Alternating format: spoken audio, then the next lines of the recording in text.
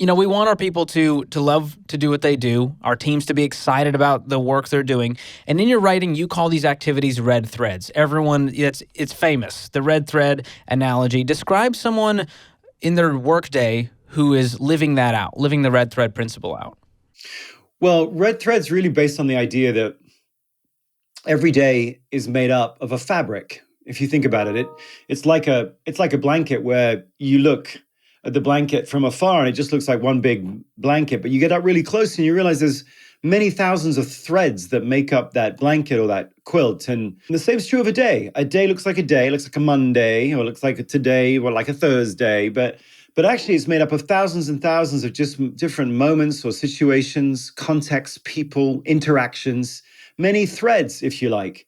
And some of those threads are black or white or gray or yellow or green. They lift you up a little bit. They bore you a little bit. But some of them are red. Some activities in your day today, for you or for me, are seemingly made of different material. They are activities where you instinctively lean into them. You volunteer for them. Time flies by when you're doing them. You feel like you have mastery in them. You kind of have to be tapped on the shoulder to stop doing them.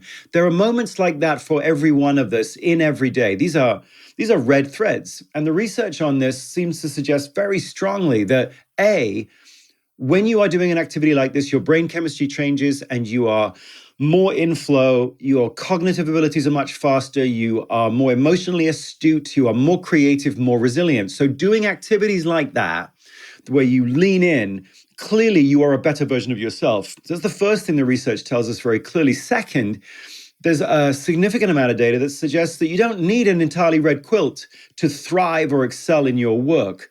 In fact, the threshold seems to be 20%.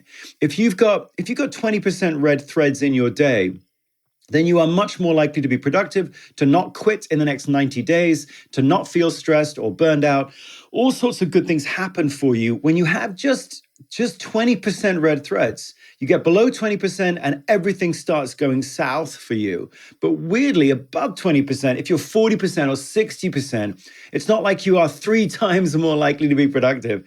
It's almost like a little love in your day, a little red threads in your day, woven every day though, goes an awfully long way. That's the point of that analogy of red threads. Every single day for each one of us has the opportunity to show us which particular activities have those red thread-like qualities for us.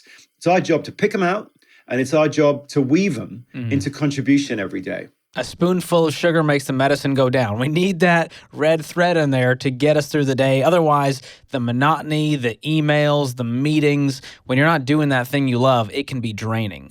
Have you heard any objections as you've shared this with leaders? What do they tell you? Like, oh, Marcus, that sounds good and well, but this whole red threads idea, it's just not going to work for me. What are the kinds of objections they have, and what do you say to them? It's not really objections, actually. I was with probably the 15 of the most powerful chief human resources officers last week. I won't mention all the names of the companies, but just imagine all the biggest companies in the US, and it was all of them. We were talking about this. For them, it wasn't really about pushback on whether or not we need to make less loveless work. I mean, it wasn't a pushback on, you know what we've created loveless work, loveless workplaces. We haven't taken it seriously. They weren't pushing back on that at all. In fact, they were saying, no, we realized that we've made an awful lot of jobs that were basically focused on enforcing conformity and making every single person do every single job in exactly the same way. They were also saying, by the way, that we've built a world in which we don't trust people to contribute their loves. We've got surveillance software, we've got cameras everywhere, we've got incredibly tight rules and regulations so people don't have the choice even to make bathroom breaks. And I mean, we've really created a world in which we are assuming that people make really bad choices. So they seem to be aware of all of that. I think the challenge that they're seeing is that for example, in hospitals, if you have nurse supervisor to nurse ratios of 1 to 60, which most hospitals do, that nurse supervisor can't be interested in what this particular nurse loves, what she's into or he's into, and how to help her find that red thread or set of red threads today, and what can I do to help you tomorrow? What can I do to help you tomorrow? All of that stuff that the great managers do when they help people find love in what they do. You can't do it when you've got an org structure of 1 to 60.